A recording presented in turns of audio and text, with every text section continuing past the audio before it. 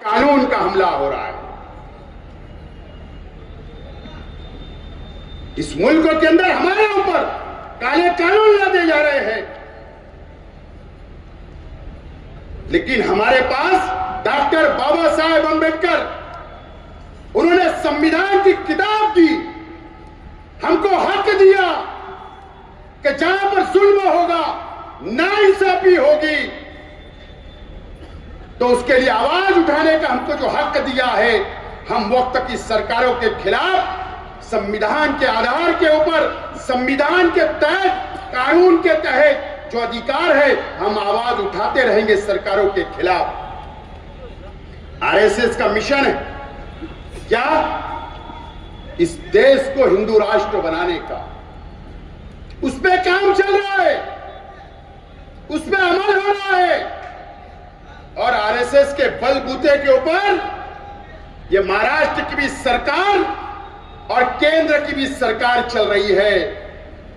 और जो आरएसएस बोलती है, जो पॉलिसी बनाती है, वो आरएसएस बनाकर देखती है, और उनका सपना है कि हिंदू राष्ट्र इस मुल्क को बनाने का। लेकिन जब तक इस देश के अंदर हिंदू मुस्लिम एकता है, संविधान है, जब तक आरएसएस का इस सपना कभी पूरा नहीं होगा।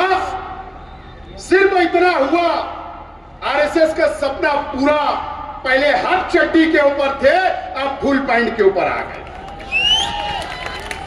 इससे ज्यादा कोई सपना इनका पूरा होने वाला नहीं है दोस्तों, होने वाला नहीं है। तुम बुलडोजर लाओगे, तुम बुलडोजर की सियासत करोगे, हम बुलडोजर को रोकने का काम करेंगे। तुम बुलडोजर लाओगे, हम संविधान के तहत, कानून के तहत तुम्हारा बुलडोजर रोकने का काम करेंगे। याद रखना सरकार ने ये बात, याद रखना बीजेपी ने ये बात, तुम्हारा सपना कभी हम पूरा होने नहीं देंगे। और ये शहर को बचाना है, ये शहर को बचाना है। उसके लिए मेरी या मेरे साथी जान देने के लिए भी तैयार है, और जेल जाने के लिए भी हम तैयार हैं। सरकार ने हमको डराना नहीं, पुलिस के जरिए डराना नहीं, एजेंसियों के जरिए दबाना नहीं, डराना नहीं। हम डरने वाले लोग नहीं हैं। ये बात सरकार ने और पुलिस ने नोट कर लेना। आसिफ साहब आगे बढ़ो। दोस्तों और साथियों, ये शहर की सियासत, ये तमाम ही चीजें आप लोगों ने देखी,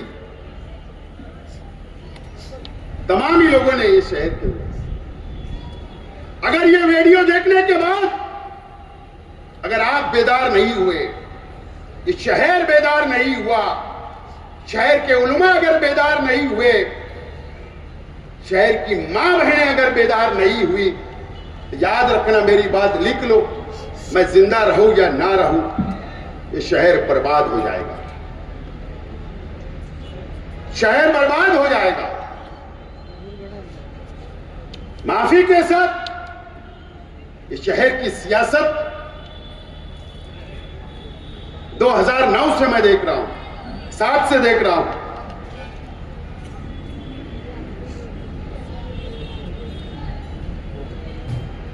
से देख रहा हूं मैं। शहर जज्बाती फैसला करता है, मजहबी फैसला होता है, और कबीलों के अंदर बांटकर फैसले होते हैं।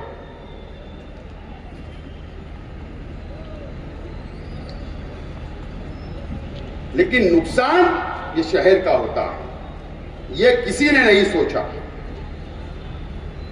किसी ने नहीं सोचा। शेख आसिफ दूसरे कबीले का है, तो उसको वोट इसलिए नहीं देंगे कि दूसरे कबीले का है। यह हवा चलाई जाती हमारे मुखालिफ चलाते हैं। अगर शेख आसिफ दूसरे मसलक का है, ए भाई खामोश बैठो, अगर शेख आसिफ दूसरे मसलक का है तो उसके मसलक के खिलाफ वोट हासिल की जाती है। लेकिन ये कब तक ये शहर में होगा, कब तक होगा,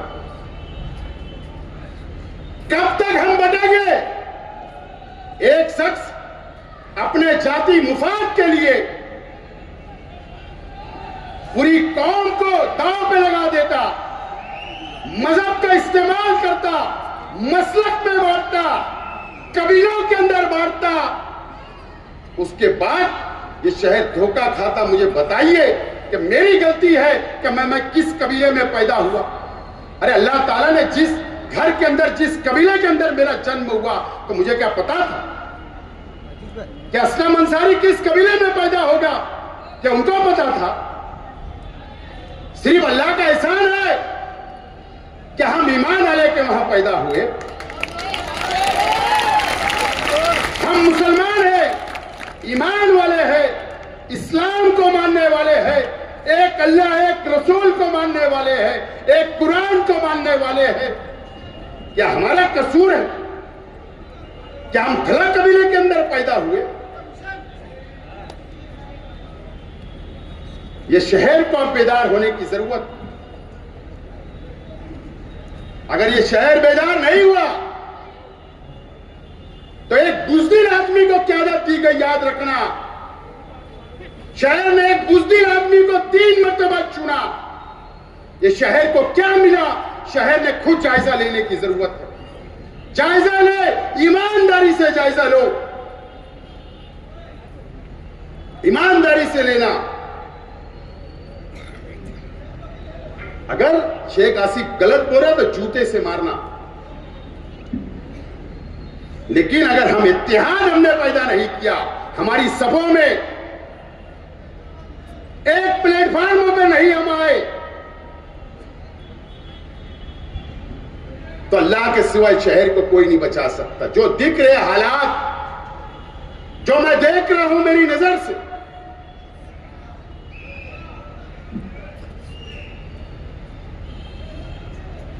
अगर आप लोग चाहते हो,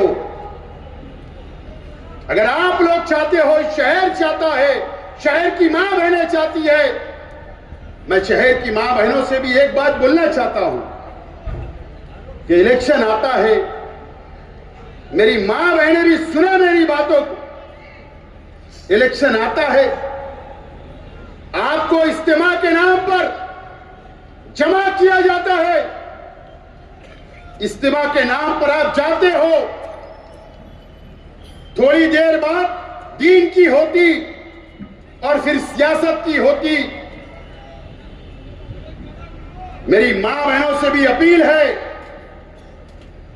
कि जरूर इज्तिमा में जाइए, जरूर मजहब को सीखिए, लेकिन जहां सियासत की बात है, अगर कोई होती होगी, आपको कोई गुमराह करता होगा तो खड़े हो जाइए। क्या इस शहर के अंदर,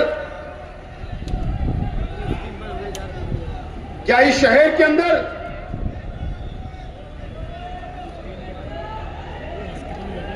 मेरी मां बहनों ने नहीं सुना? यूट्यूब के ऊपर रिकॉर्डिंग नहीं सुनी? अफसोस की बात है, हमारे ऊपर इल्जाम लगाते हो ना, लगाइए। अगर बहुत मर्दानगी है तो शेख आसिफ इस स्टेज से चैलेंज करता है कि जाइए मेरे खिलाफ में पुलिस कंप्लेन करिए। अगर आप सफाई देते हो, बेशर्म लोग हैं मुफ्ती इस्माइल साहब, और बेशर्मी की बात तो यह है कि आप उनके दिफा के अंदर उतरते हो, आप सफाई देते हो। शहर की एक बुनकर की बेटी के साथ एक आदमी एक नहीं 10-10 ऑडियो रिकॉर्डिंग घूमती है, गंदी गंदी बातें करता है, और बेशर्मी की हद यह है कि तुम सफाई करते हो। मुझे खानदान पता है, कि कौन सी बुनकर की बेटी है, लेकिन मैं बोलूंगा नहीं, इज्जत रोड पर नहीं लाऊंगा। उसके बाद भी आप अपने बाजू में बैठाते हो। अगर मैं शेख आसिफ तो जा ही है, अगर मेरी पार्टी का कोई नुमाइंदा दिखेगा तो पहले मिनट के अंदर पार्टी से बाहर करूंगा। लेकिन शर्म आना चाहिए। तुम्हारी पार्टी का एक कंपाउंड वाला तंजीमों का जिम्मेदार, दीनी तंजीमों का, शर्म नहीं आई? एक नौजवान लड़की से, एक कौम की बेटी से गंदी गंदी बातें करते हो, उसके बाद भी बेशर्मी यूट्यूबर को बुला के बयान भी देते हो। अभी तो वो टेलर था, किसी ने मुझसे कहा है कि साहब बोले थोड़ा इंतजार करिए, पिक्चर भी आने वाली है। उसके बाद भी बेशर्मी की हद है। यह मजहबी शहर है हमारा। एक जेल में है, एक तरासन भरने वाली को, तरासन भरने वाली वो रोटी मांग रही है, भूख लगी है, उसको खाना मांगती है। रात के अंधेरे में 2 बजे जाकर तुम उसके घर के ऊपर उसको जानबूझकर बुलाते हो कारखाने में। नरी खत्म हो गई, वो बोलती है कि मैं दिन भर नरी भरी हूं, रात और दिन की नरी भर के आई हूं। उसके बाद भी और ढिठाई से उनके दिफा में उतरते हो। यह मजहबी शहर है, इसको हम मस्जिद और मीनारों का शहर बोलते हैं। इस शहर को सोचना है। मेरे एक रईस उस्मानी साहब ने कहा, सुधार कमेटी से मेरी भी अपील है, मुझे भी 1,10,000 वोट मिली, उनके तरफ से बोल देता हूं।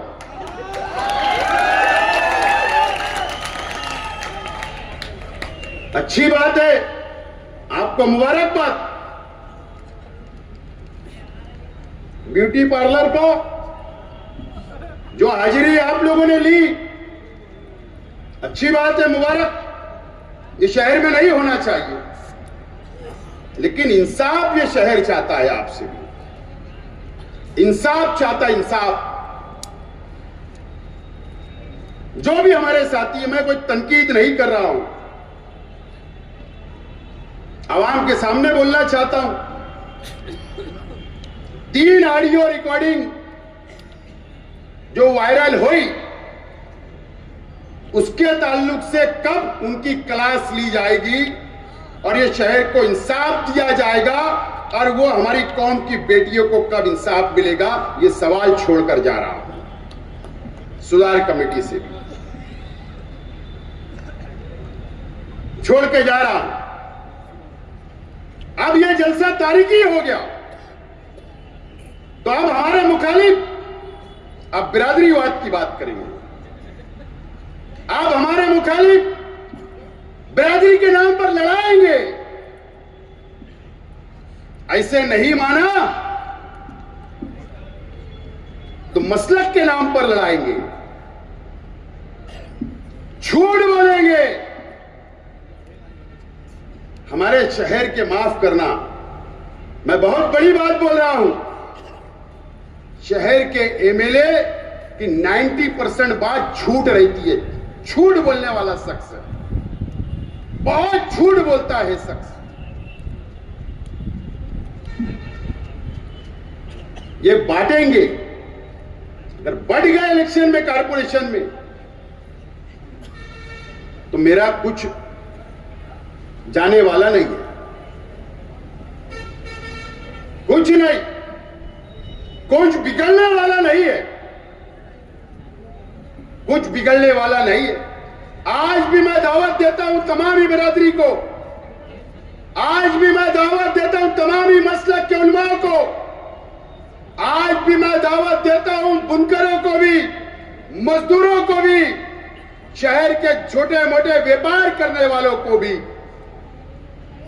कि आइए, एक मौका आपने खो दिया, दूसरा मौका आपके दस्तक दे रहा है, आपकी चौखट पर, आपके दरवाजे पर कारपोरेशन का चुनाव। मैं जिम्मेदारी से बात बोलता हूं, मैं 10 साल कॉर्पोरेटर रहा, मेयर रहा।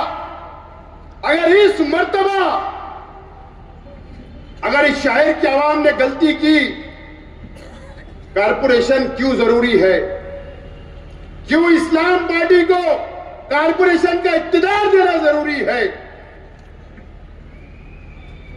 इसके लिए कि आज जो बनावटी जन्म दाखिले की बात चल रही, हजारों लोगों के ऊपर एफआईआर की तलवार लटक रही है, अगर उसको रोकना है तो कारपोरेशन का इख्तियार हमको दो। क्यों कि जन्म दाखिला और मैयत का दाखिला कारपोरेशन में बनता है। आज इख्तियार नहीं है, आज प्रशासक है। अगर आप इख्तियार दोगे तो कोई बांग्लादेशी या रोहिंग्या ये शहर को बदनाम नहीं कर सकता, क्योंकि ताकतवर लोग, समझने वाले लोग, जवाब देने वाले लोग हमारे साथी है, ये उनका जवाब देने का काम करेंगे। अगर इस शहर को बचाना है तो हमको इख्तियार देना पड़ेगा इस्लाम पार्टी को। हम तुम्हारे साथ हैं, हम एक हैं। किला झोपड़पट्टी जैसी बस्तियों को अगर बचाना है तो याद रखना, लटकती तलवार कई झोपड़पट्टियों पर है, तो ताकत को से कौन रोक सकता है? हम रोक सकते हैं। इसके लिए जरूरी है इख्तियार, इसलिए जरूरी है। अभी जनगणना होगी पूरे मुल्कों के अंदर, हर घर के ऊपर कारपोरेशन के लोग, कितने लोग रहते, क्या नाम है, कौन से मजहब से ताल्लुक रखते, कितने बच्चे हैं, कि क्या कारोबार करते, उसका सर्वे होने वाला है। अभी बिहार के अंदर पढ़ रहे हैं ना, इलेक्शन सर पर है, जन्म दाखिले मांगे जा रहे, जन्म दाखिले। जिसका जन्म दाखिला है वही वोट देगा, जिसका नहीं है यादी में से नाम कट। इसका मतलब एनआरसी लग रही और हमको देशद्रोही बोला जाएगा, देश के गद्दार बोले जाएंगे। वो सर्वे होने वाला है और वो सर्वे के लिए कारपोरेशन का इख्तियार मालूमाती लोगों के पास और मजबूत लोगों के पास, ताकतवर लोगों के पास होना जरूरी है। तो याद रखना, आज अगर रोहिंग्या के नाम पर, बांग्लादेशियों के नाम पर हमको अगर गद्दार बोला जा रहा है, तो उसके बाद क्या होगा अगर हमको इख्तियार नहीं मिला तो? यह आपको इस शहर की आवाम को सोचना है। एमआईएम 2014 से आई, ओवैसी साहब महाराष्ट्र के अंदर आए, हिंदुस्तान में गए, यहां तुमने 2 मरतबा एमएलए, धुलिया में एमएलए, औरंगाबाद में एमएलए, औरंगाबाद में खासदार, बंबई में एमएलए, कई जगह कॉर्पोरेटर चुन कर दिया। मेरा सवाल है इस महाराष्ट्र के मुसलमानों से 2014 के बाद से क्या मिला? मुझे बताइए, इस महाराष्ट्र के मुसलमानों को क्या मिला? क्या स्कूल मिली? तुम्हारी बस्तियों में काम हो गए? तुमको हक मिला? इनके एमएलए लोग ने असेंबली में आवाज उठाई।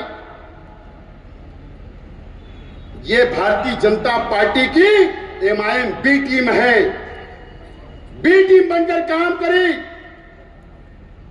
याद रखना मेरी बात को।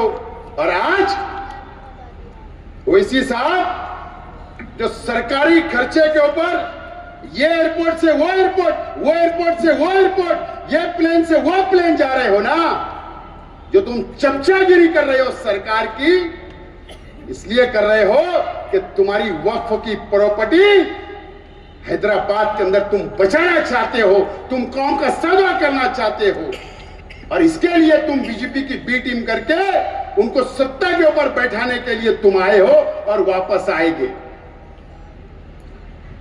मालेगांव की मिट्टी है, ये मालेगांव की मिट्टी है ओवैसी साहब, ये मेहनत कशों का शहर है, ये मजदूरों का शहर है, ये बुनकरों का शहर है। ओवैसी साहब, आपके पसीने छुटा दिए इस असेंबली के इलेक्शन के अंदर। आज तक चैनल के ऊपर आप बैठकर जवाब नहीं दे पा रहे थे, यह हमारी ताकत है, याद रखना।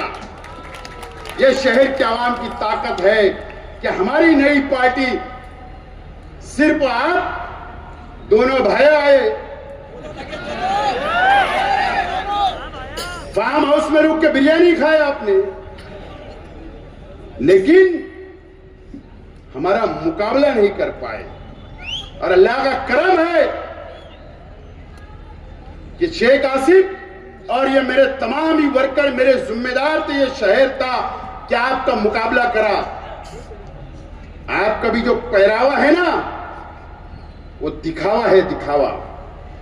याद रखना मेरी बात। आज तक मैं भी सियासत में हूं, मुझे भी 25 साल हो जाएंगे सियासत में, लेकिन कभी भी मैंने मेरी तकरीर के अंदर एक कलमा गो भाई को यजीद कहते हुए नहीं सुना। यह मेरी तकरीर में मैंने कभी नहीं बोला। आप क्या इत्तेहाद की बात करोगे, क्या मुसलमानों की बात करोगे?